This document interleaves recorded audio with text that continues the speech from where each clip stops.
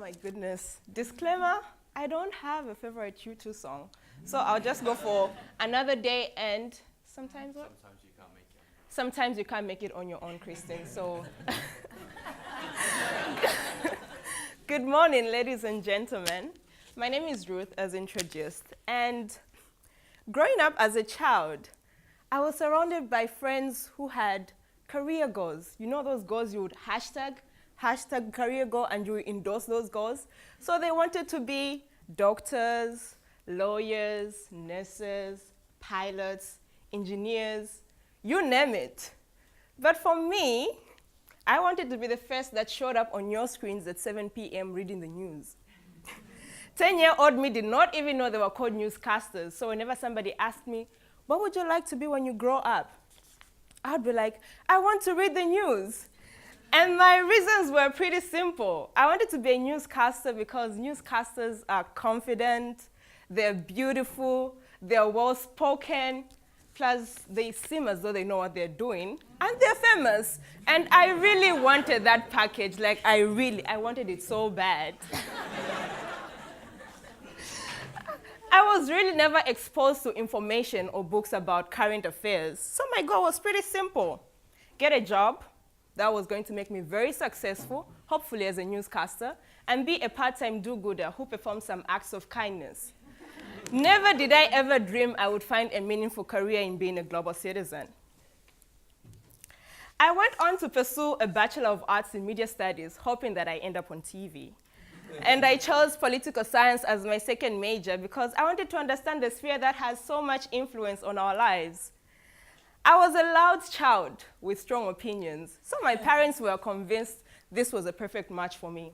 Though they always questioned what career opportunities I would have, and quite frankly, I think they thought my big mouth was going to get me in trouble one day.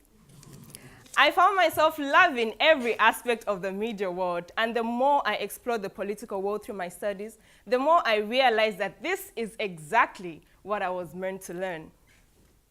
My perspective and understanding of life and society changed when I was introduced to this man who swept me off my feet. This man, ladies and gentlemen, is the great philosopher John Rawls, and he presented to me a theory of justice as fairness.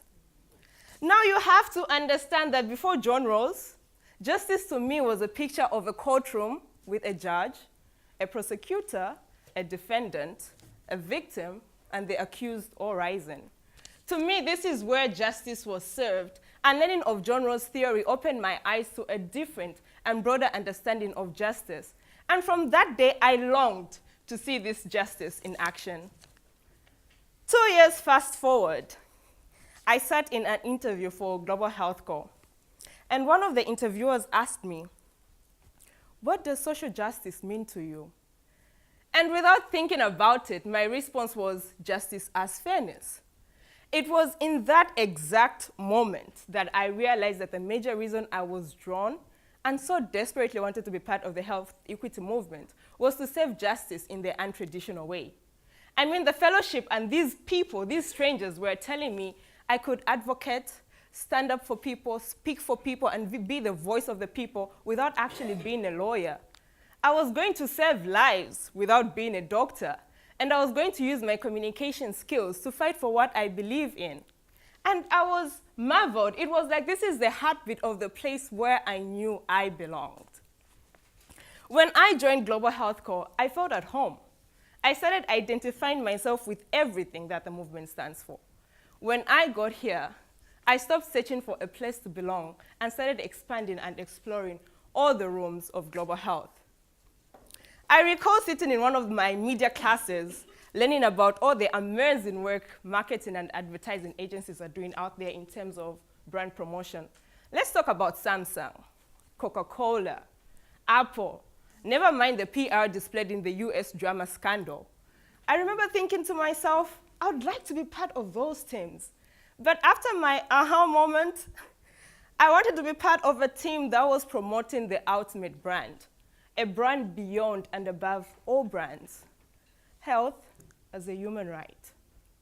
Now, the medical profession has long been portrayed as having great power and authority in the health arena. This underplays the social, political, economical, and environmental factors that are determinants of health. If we continue to believe health to be primarily an individual rather than a social issue, support for policy-oriented approaches is likely to be limited. We must envision a more equitable sharing of systems between governments, the corporate civic worlds, and individuals, because today's global health challenges require a much more coordinated response from actors across sectors, boundaries, and disciplines. Now, having spent my early career in communication, I am glad and so happy to have found my place in the health equity movement. My political side believes that the way society and the economy is governed is of high importance, and I am committed to making sure we do this better. My media side, though I am not on TV, my media side packages and distributes accurate and quality information while sounding the loud cry. Everyone deserves access to quality health care. Now you have to smile at me, you're making me nervous. I might take off my heels. Now, if there is room for someone with my skill set in the health equity movement, there is definitely room for anybody.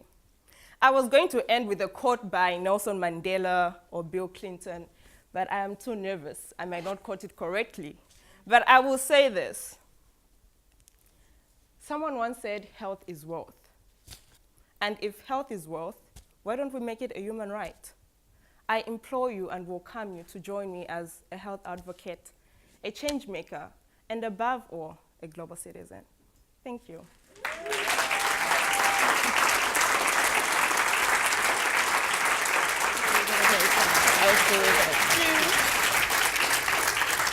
Okay, so Lute, you beautifully captured the notion of justice as fairness. But in a world with these seismic fault lines that range from gender to economic inequality, why do you equate justice specifically with health equity? You know, there's this notion, and people are always saying education is the equalizer. But I would like to think of it this way. If there are two, me and Josh, for example, I'm healthy and he's not. But he has, and we both have access to health. We both have access to free education. Who do you think is going to benefit from that system? The healthy one or the unhealthy one? Obviously, the unhealthy one is not going to benefit because they'll spend most of their times at home being taken care of and stuff like that. So I'd like to think of it as this way. Health should be an equalizer because, I mean, all lives are of equal worth. Mm-hmm. So I think, yeah. So a health equity movement sounds lovely. I think we all sign up. We're all bought in. At Malago, we really believe impact comes from behavior change and people doing something differently. So movement means you got to move people to do something. So what specifically are you hoping people do differently? I mean, it has to start with the realization. Paul Farmer once said, the fact that people think that their lives matter more than the others, I'm not quoting it correctly, but I'm paraphrasing it, is exactly what's wrong with this world. Your life is not worth more than the next person. And once you start believing that, and then I think that's where it all starts, when you have that realization. Mm-hmm. I think you said the fact that people think some lives are worth more than others is the root cause of all that's wrong in the world. Yes, exactly. Yeah. So, thank you. Maybe. I know you said John Rawls swept you off your feet. You started your career with a fellowship. Did you know he started his career with a fellowship too? You did. Do you know where he did it? No. Oxford. At Oxford. Okay. I'm coming to Oxford. I'm coming to study here. Yeah. So I just thought you might like to know that both of you started on the same path. Great. Thank you for sharing your story. Thank you.